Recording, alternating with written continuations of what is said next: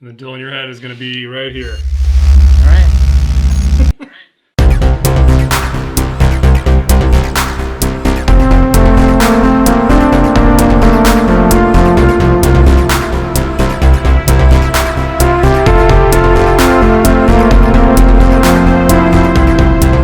Welcome to Curiosity Public's Ultimate Spirits Competition. I'm Dutch. Jules here.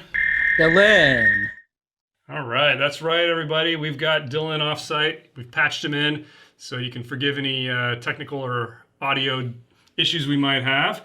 But in this episode, we are going to be subjecting a new product to our Ultimate Spirits competition.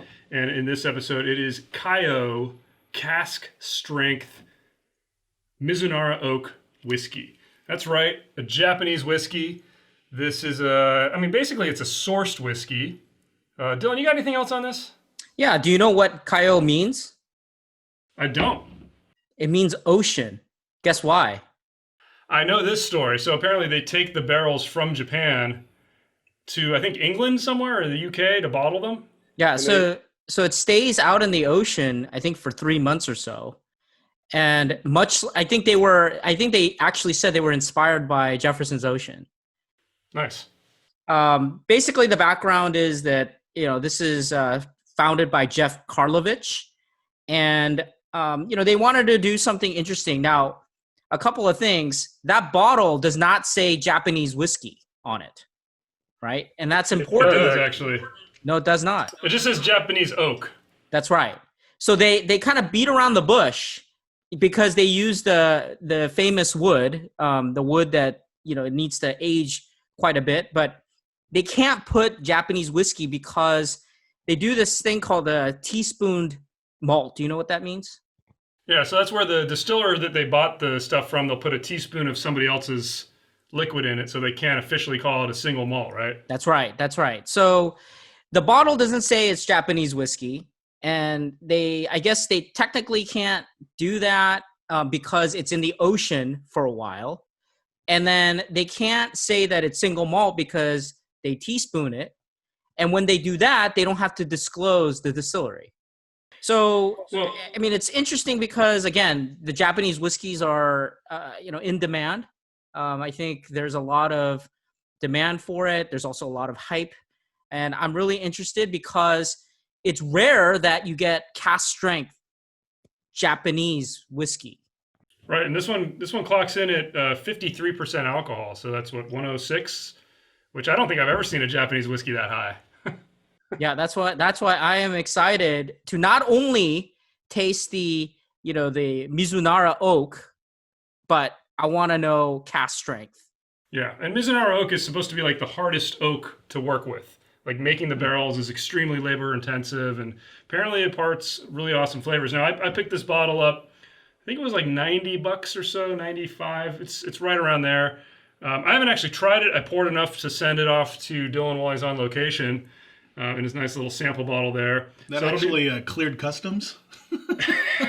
Hey, it was a personal messenger on a bike. Rode for days. You mean he's just next door? Yeah. So let's crack this open. Dylan, you can go ahead and pour your own. The color's pretty darn nice. Japanese whiskey a lot of the time is kind of has a lighter color to it, a lot of them. Maybe that's just because they're often at 40 proof, but this is kind of a nice, almost orange color. Yeah, whatever. Look at this. I'm going to use this little pourer because I don't want to miss any drops. And since I am at the undisclosed location, I can actually properly do pours like this. So we'll see how that goes.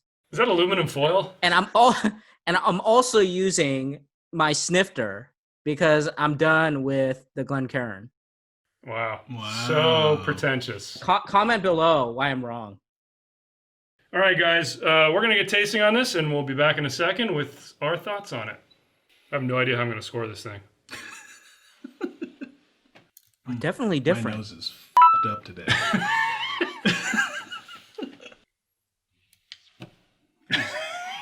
Oh, that's a period. That's not equals. The decimal point. All right, so we've had some time to enjoy this, let it open up, taste it, and score it. Let's get into a discussion about this, guys. Let's start off with the good. To me, one of the best things about this was the proof. I mean, we talked about it when we were just talking about the bottle before any of us tried this. I don't think I've ever had a high proof like this Japanese whiskey. I'm sure there's other ones out there that exist.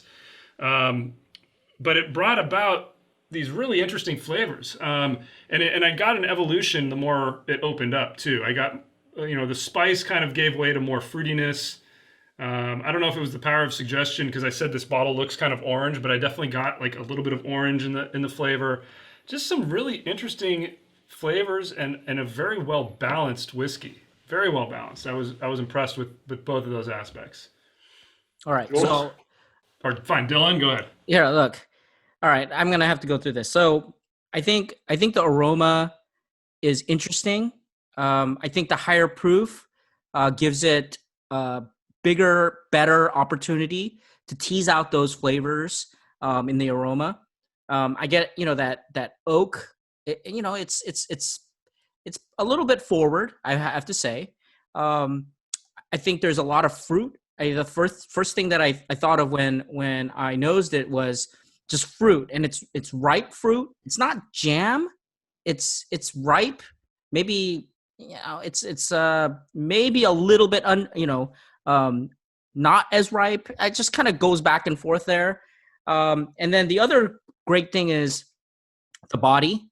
I think the higher proof brings out a little bit more body, which is something that I long for in Japanese whiskeys. I feel like it's really low proof for me. So I think that's also a positive. It's also really complex. I think it's really complex because I don't know if it's the oak, because it's porous, if it's because of the ocean. I mean, it's doing a lot of different things. And I'm thinking back to like tons of Japanese whiskeys that I've tried. This one has an extra level. I mean, it feels like, if the other ones had, 10 different flavors, this one had 15 to 20. And the longer I'm holding this, the more I'm getting. Yeah, I definitely noticed it evolving just, over a matter of minutes, getting new flavors.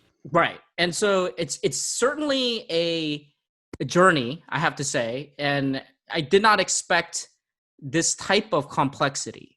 I guess I'm kind of biased. I know what Japanese whiskey is supposed to taste like. It's delicate.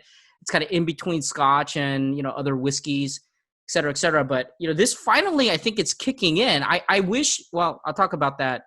All right, let's get Jules' thoughts on this one. Good. Yeah, so speaking of journey, I mean, this was a fantastical journey for me. I mean, just from the aroma, just on the aroma alone, it felt like I was in a tea shop.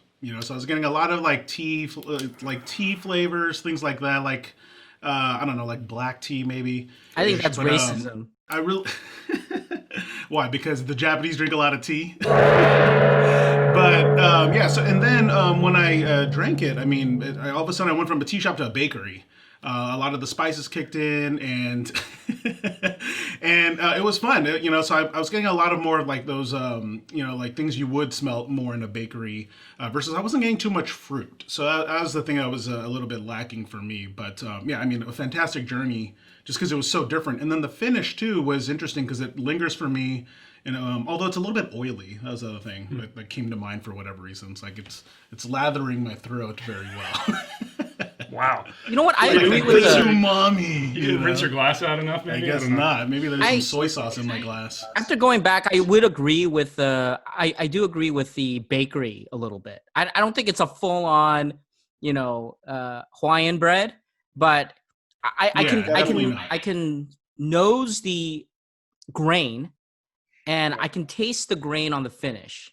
It's almost like a fruitcake. You're a fruitcake. All right. On that note, let's move on to the bad.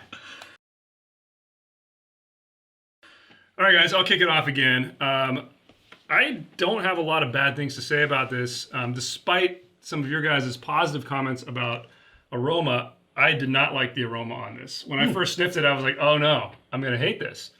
I mean, and when you said that it smelled like a tea shop, you're totally right. Like, it doesn't smell like whiskey to me. I don't know why. Yeah. But I get such a weird.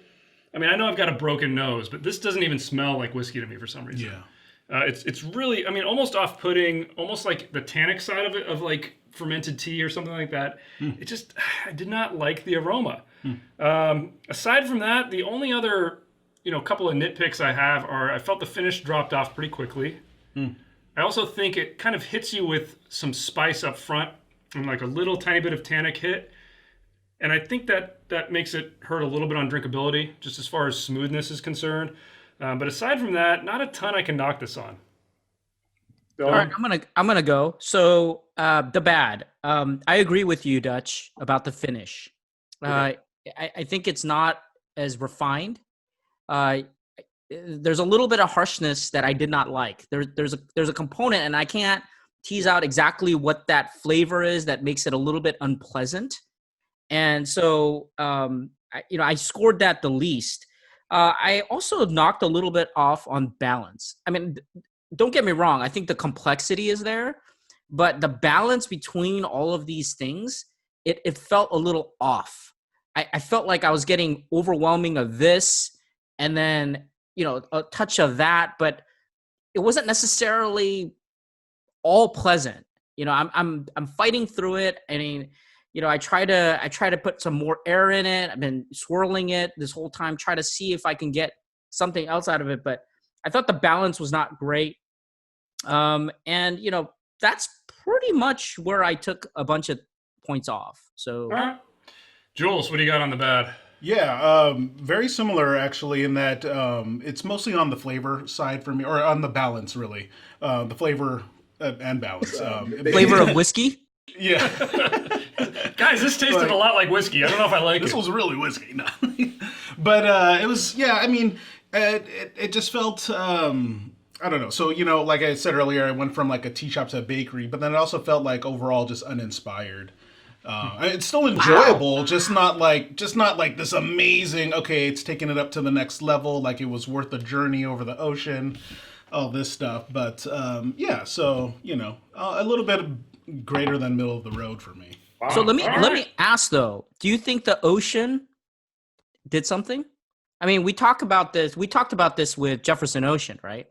And we felt like there was something, and it's a power of suggestion, but what did it do? What can you kind of tease it out within this flavor profile? When you drink a Jefferson Ocean, and maybe it's a little bit of power of suggestion, you can get a little bit of that briny saltiness, I think. I mean, I've always been able to notice that. Even with that power suggestion, with this, I'm not getting it. At least me. I don't know. Dylan, did you pick it up? I didn't. Yeah. I think the oak is really interesting. Yeah. But again, like the balance kind of threw it off, and I couldn't figure out, this and that. And so I couldn't figure out the ocean component. Yeah. I mean, it may have just affected the way that it aged. So maybe we'll never know. All right, guys, let's move on to the ugly. All right, this is where we are going to discuss the non-flavor aspects of this whiskey, the story, the bottle, the aesthetics, the value.